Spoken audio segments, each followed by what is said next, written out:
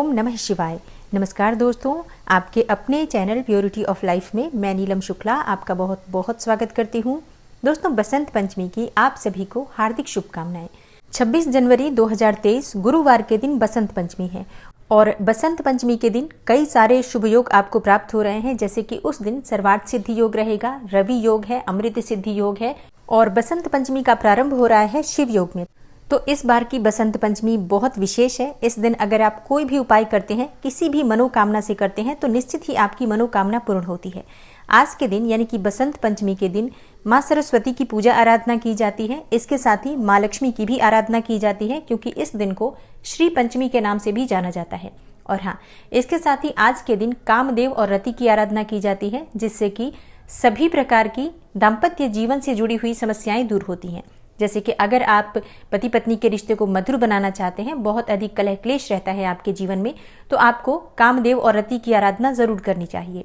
इसके साथ ही अगर आप प्रेम में सफलता पाना चाहते हैं, जिससे प्रेम करते हैं उसी को पति या पत्नी के रूप में पाना चाहते हैं, तो आज के दिन आपको कामदेव और रति की आराधना जरूर करनी चाहिए। तो बहुत ही अचूक उपाय आपसे आज की वीडियो में मैं शेयर करने वाली हूँ। कामदेव और रति की पूजा किस प्रकार से करें जिससे कि प्रेम में सफलता की प्राप्ति हो, मन चाहे जीवन साथी की प्राप्ति हो और दाम्पत्य जीवन सुखमय हो, इसके लिए क्या करना चाहिए। और इसके साथ ही विद्यार्थियों को शिक्षा में सफलता की प्राप्ति हो, अपार धन संपदा की आपको प्राप्ति हो, नौकरी और व्यापार में आपकी तरक्की हो, इसके लिए आज विशेष क्या करना चाहिए, ये संपूर्ण जानकारी आपको आज की वीडियो में शेयर करने वाली हूँ। तो वीडियो को पूरा जरूर देखिए और अगर आपको आज की वीडियो अच्छी लगे तो इसे लाइक भी जरूर कीजिए, शेयर भी जरूर कीजिए फैमिली फ्रेंड्स के साथ। और चैनल पर पहली बार आए हैं, अगर अभी तक आपने चैनल को सब्सक्राइब नहीं किया है, तो आज की वीडियो अगर आपको अच्छी लगे तो चैनल को सब्सक्राइब जरूर कर लीजिए और बेल बटन को भी प्रेस कर लीजिए। तो इससे ये होगा कि इस चैनल पर जो नई वीडियो अपलोड होंगी उनकी नोटिफिकेशन आपको सही समय पर प्राप्त होगी। तो सबसे पहले सरस्वती पूजा के शुभ मुहूर्त के बारे में बात करते हैं। देखिए, माघ मास की शुक्ल पक्ष की पंचमी तिथि प्रारंभ हो रही है 25 जनवरी को दोपहर में 12:34 पर और समाप्त होगी 26 जनवरी को सुबह 10:38 पर। और माता सरस्वती के पूजन का शुभ मुहूर्त रहेगा 26 जनवरी को सुबह 7:12 से दोपहर 12:33 तक। तो इसी शुभ मुहूर्त में आपको माँ सरस्वती की पूजा आराधना करनी है और जो भी उपाय मैं आपसे शेयर करने वाली हूँ, इसी शुभ मुहूर्त में आपको सभी उपाय करने हैं। तो अब जानते हैं सबसे पहले माँ सरस्वती की पूजा करते समय कौन सा उपाय करें जिससे कि बच्चों को शिक्षा में सफलता की प्राप्ति हो, विद्या बुद्धि और ज्ञान की प्राप्ति हो। आज माँ सरस्वती के चरणों में आपको थोड़े से मोर के पंख अर्पित करने चाहिए और पूजा जब आपकी पूर्ण हो जाती है तो उसके बाद ये मोर के पंख बच्चों की अलमारी में, बच्चों की बुक सेल्फ में, और जो भी बुक्स बच्चों की बहुत टफ लगती हैं उनको, जिनको पढ़ने में उन्हें थोड़ी सी मुश्किलें आती हैं, ऐसी किताबों के भीतर आपको ये मोर के पंख रखने हैं।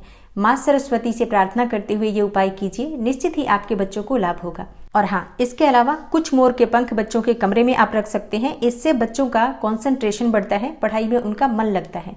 और हाँ, सरस्वती पूजा के दिन बच्चों के कमरे में अगर आप माँ सरस्वती की कोई फोटो लगाते हैं या फिर आप कोई मूर्ति छोटी सी लाकर उनके स्टडी टेबल पर रख देते हैं, तो इससे भी उनके शिक्षा में सफलता की प्राप्ति होती है, शिक्षा में एकाग्रता आती है। तो देखिए, अगर मन पढ़ाई में लगेगा तभी शिक्षा की प्राप्ति होती है और शिक्षा में सफलता की प्राप्ति होती है। तो इसलिए मन को एकाग्र करने के लिए मस्तक पर हल्दी का तिलक लगाइए, मोर का पंख बच्चों की किताबों में रखिए और इसके साथ ही एक छोटी सी मूर्ति या फिर फोटो बच्चों के कमरे में माँ सरस्वती की लगा दीजिए। इतना कर लीजिए, इसी से आपको लाभ हो जाएगा। और हाँ, आज के दिन माँ लक्ष्मी की आराधना विशेष रूप से करनी चाहिए। जब आप माँ सरस्वती की पूजा करेंगे तो वहीं पर माँ लक्ष्मी और श्री हरि विष्णु की भी मूर्ति या प्रतिमा रख दीजिए और उनकी विधि विधान से पूजा कीजिए। आज श्री पंचमी कहा जाता है इस दिन को। अगर हम माँ लक्ष्मी की आज आराधना करते हैं, मंत्रों का जप करते हैं, लाल पुष्प माँ लक्ष्मी को अर्पित करते हैं और पीले पुष्प भगवान श्री हरि विष्णु को अर्पित करते हैं और इसके बाद वहीं बैठकर अगर आप माँ लक्ष्मी के किसी भी मंत्र का जप करते हैं, कनकधारा स्तोत्र या श्री सूक्त का पाठ करते हैं, तो इससे कभी भी आपके घर में धन का अभाव नहीं रहता।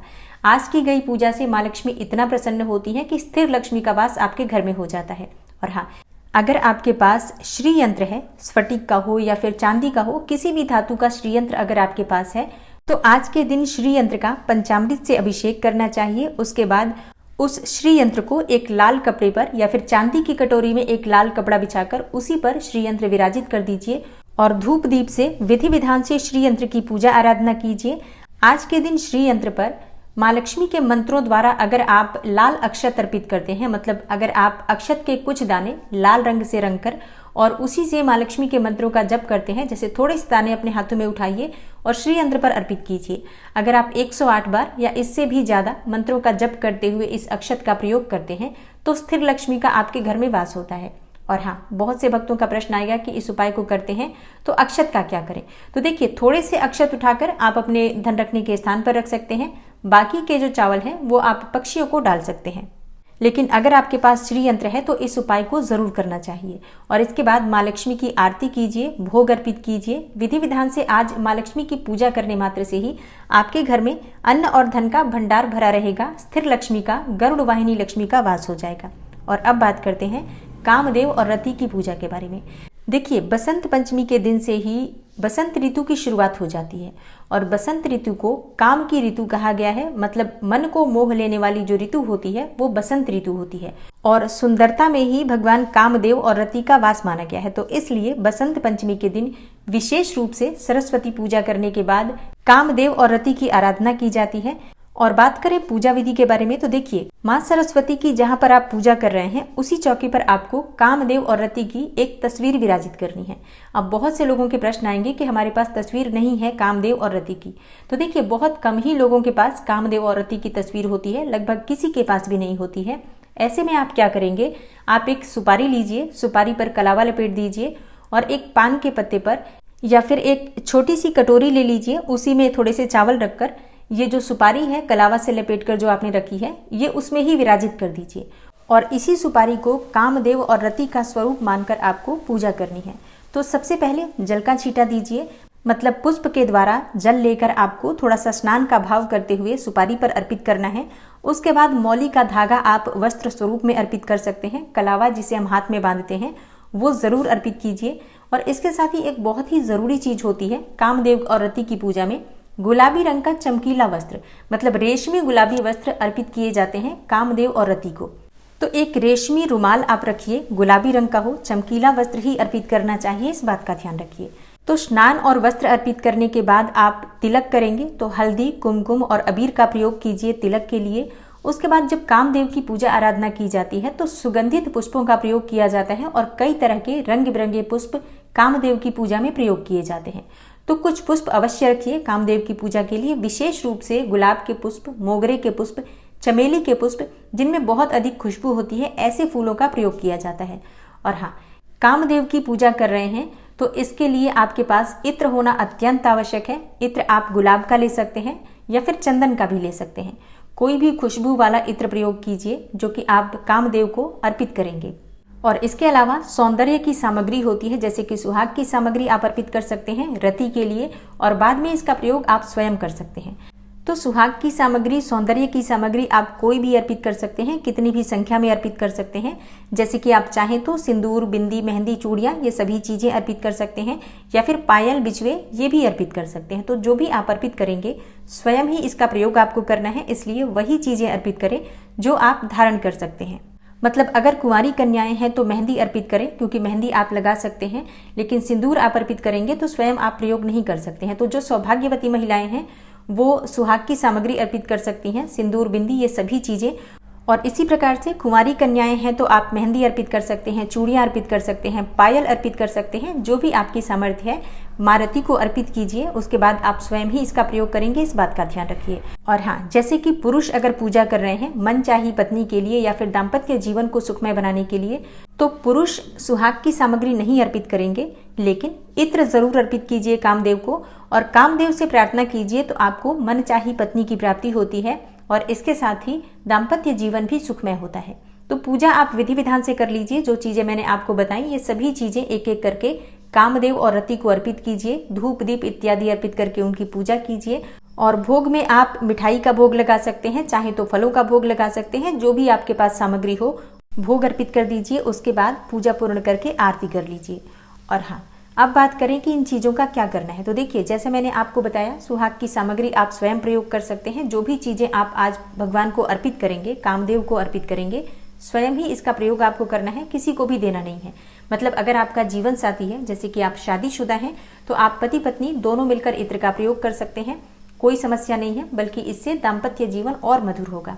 और हाँ, जो कुंवारी कन्याएं हैं, जितनी सामग्री आपने अर्पित की है उन सभी सामग्रियों का प्रयोग आपको स्वयं करना है, किसी भी दोस्त मित्र को इनमें से बांटना नहीं है, इस बात का ध्यान रखिए। और जो गुलाबी कपड़ा आपने कामदेव और रति को अर्पित किया है, ये आप अपने कमरे में रखेंगे, अपनी अलमारी में रख सकते हैं, छुपा कर रखिए और कामदेव और रति से प्रार्थना करके रखिए कि आपको मन चाहे जीवन साथी की प्राप्ति हो या शीघ्र विवाह की अगर आपको कामना है तो आपका विवाह शीघ्र हो। और हाँ, दाम्पत्य जीवन को सुखमय बनाना चाहते हैं, जैसे कि बहुत से लोगों के प्रश्न आते हैं कि उनके पति के साथ उनकी बनती नहीं है, पति किसी और के साथ अफेयर में है, तो ऐसे में क्या करें। तो देखिए, दाम्पत्य जीवन को सुखमय बनाने के लिए, दूसरी स्त्री से अपने पति को बचाने के लिए ये रुमाल आपको अपने पति के तकिए के नीचे रखना है। पूजा पूर्ण करने के बाद अपने बेडरूम में पति के तकिए के नीचे आप ये रुमाल रख दीजिए। और हाँ, छुपा कर ही ये रुमाल रखना है, तो आप गद्दे के नीचे रख सकते हैं, उसके ऊपर तकिया रख सकते हैं, तो इससे ये होगा कि किसी को दिखाई नहीं देगा। और अगली बसंत पंचमी तक आपको ये रुमाल संभाल कर ही रखना है, तो रुमाल खोए ना, इस बात का ध्यान रखिए। तो कुंवारी कन्याएं हो या सुहागिन महिलाएं हो, भगवान कामदेव और रति की पूजा आराधना अगर आप करेंगे तो जिस भी मनोकामना से करेंगे, निश्चित ही आपकी मनोकामना पूर्ण होगी। पूरे श्रद्धा भाव से इस उपाय को कीजिए। और अब बात करते हैं कि कामदेव और रति की पूजा करते समय आपको किस मंत्र का जप करना है। तो मंत्र नोट कर लीजिए। ओम कामदेवाय विद्महे रति प्रियाय धीमहि तन्नो अनंग प्रचोदयात्। इस मंत्र का यथासंभव जप कीजिए। मतलब जरूरी नहीं है कि आप माला लेकर जपेंगे, आप अपनी इच्छा के अनुसार 5 मिनट, 7 मिनट या पूजा करते समय जब आप पूजा कर रहे हैं तब इस मंत्र को जप सकते हैं। तो दोस्तों, आशा करती हूँ बसंत पंचमी से संबंधित ये वीडियो अवश्य ही आपके लिए उपयोगी होगी। अच्छी लगी हो वीडियो तो लाइक जरूर कीजिए।